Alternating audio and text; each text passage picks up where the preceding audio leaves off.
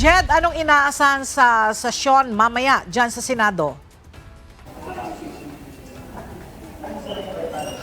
Isa sa aasahan mamaya sa sesyon ay ang pagkukonvene ng Senate as an impeachment court. Ito ay matapos formal na matanggap ng Senado yung articles of impeachment laban kay Vice President Sara Duterte mula sa House of Representatives nitong nakaraang Miyerkules, May 13 ng gabi. Hindi na patatagalin ng kasalukuyang liderato ng Senado ang proseso ng impeachment laban kay Vice President Sara Duterte.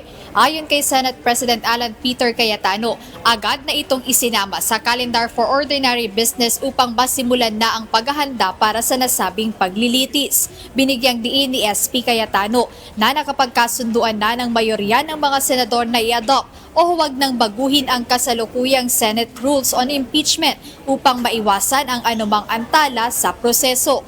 Batay sa umiiral na patakaran ng Senado, bago formal na magsimula ang paglilitis ay kailangan munang mag-convene ang mataas na kapulungan bilang isang impeachment court.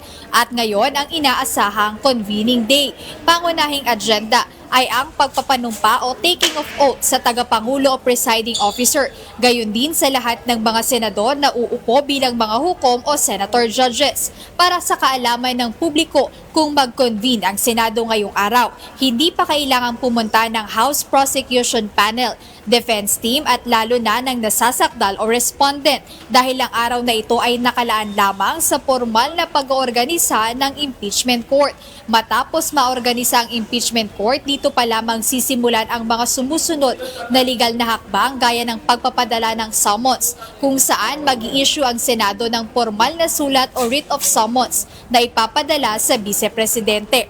Ang respondent ay magkakaroon o mayroong 10 araw mula sa pagkatanggap ng summons upang maghain ng kanyang formal na sagot, habang may 5 araw naman ang prosecution panel upang magsumite ng kanilang tugon o reply. Sa kasalukuyan, wala pang inilalabas na pinal na schedule ang Senado kung kailan ang unang araw ng mismong paglilitis sa impeachment ni Vice President Sara Duterte.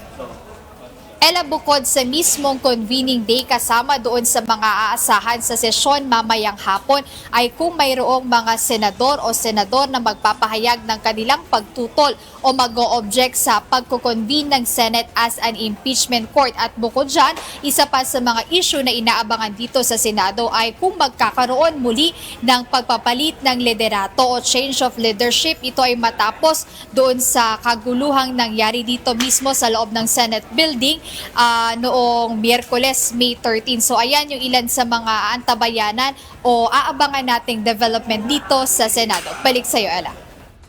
Maraming salamat, Jed Neresina.